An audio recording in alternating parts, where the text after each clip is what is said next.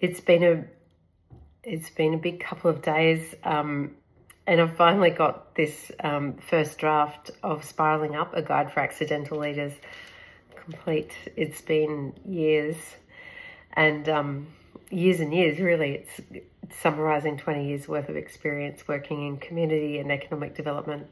And when the 2019 bushfires happened, I was working in my job at Regional Development Australia and bizarrely thrown into a leadership position. It has nothing to do with crisis management. But those were weird times, right? Everything was different. Everything was catastrophic. And I learned a lot during those times. And one of the things that I really learned was that we're not ready. We're not ready for climate change. We're not ready for catastrophic disaster.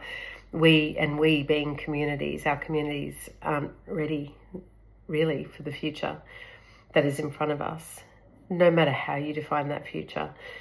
There's so many problems that we have in our society that just keep going on and on and on, and our systems are just broken and unable to cope with keeping up with changing and putting band-aids and sticky tape on those anymore. So it's time for change. So this book, Spiraling Up, a guide for accidental leaders, actually calls for that change. And I provide you with a lot of case studies, with a lot of interviews with people I work with, and my own experience of being on the ground for a really long time, decades, in fact. So let me read you, if you'd like to stick around, some of the foreword, and you can get a bit of an idea about what it's about. And if you'd like to pre-order, that's now open as well on my website, kerrygrace.com.au. So, the foreword. Do you remember when pins in our strawberries seemed our greatest national challenge? That was so 2019. Do you remember that? It was ridiculous. Anyway, only a few months later, we rang in 2020 as we choked on smoke and our hearts broke over images of broken families and devastated countryside. We worked together, we shared and collectively held one another in our grief until we ran out of toilet paper. And as hugging and being together became the new faux pas, we craved one another in ways that no level of government policy can remediate. Still, we carried on. While it hurt to some degree, one by one, we morphed to many, even if it was via Zoom. As triple win advocate Rosemary Shapiro reminds me, when we are not exposed to hardship, we become somewhat entitled to our freedom, our safety, our privilege. And rightly so, life in Australia for most has been and still is pretty good. And when this good fortune is neatly tucked in at night with rules, policy and leadership that appears to stop us from getting into a tangle, we're all free to drift off into a safe, deep slumber. This deep slumber has been convenient, not only in protecting the status quo, but ensuring cookie-cutter policies, rules and programs are delivered throughout the nation to serve, save and support in ways determined only by a privileged few. In theory, in our democratic society, those few were chosen by us, for us, and will act with our greatest intentions in mind. But the time has come for us to ask, and really ask, if this is enough, and more importantly, if this form of leadership is what will see us through the looming challenges that our eyes, hearts and minds have never before experienced.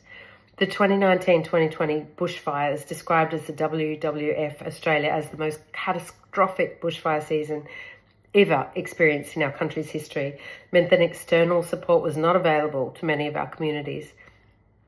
Outsiders couldn't get in. Having been previously stripped of our decision-making abilities at a local level, we had to remember what to do, and fast. In the Nambucca Valley, where I was located at the time, of emergency centres popped up across the community. Volunteers tirelessly fed and clothed the now homeless, wiped away tears of the heartbroken and sat for hours making tea and sticky taping what was left back together. Donations flooded the bushfire-ravaged communities, many coming in from towns that only weeks earlier were on their knees due to drought, and still were. People looked after people, and purpose was discovered where previously it had been muted. For just a moment, the communities bonded in its rediscovered self-determination.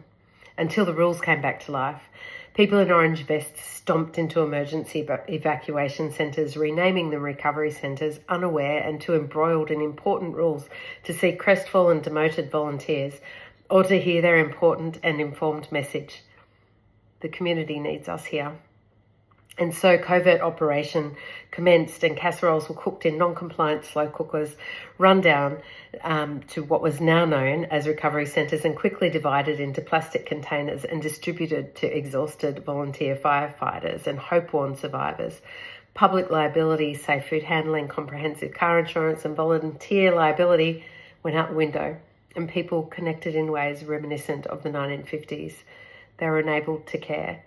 Centrelink offices closed because the electronic doors were not equipped to keep out the smoke, and as permission to get into the community slowly moved through the bowels of a constipated bureaucracy, people just started looking after one another, albeit in a non-compliant, potentially litigious and often terrifyingly self-determined manner. The notion of place was truly enacted, and leaders emerged from the most unlikely places, often surprising the people in their newfound roles. Well, that's the beginning anyway.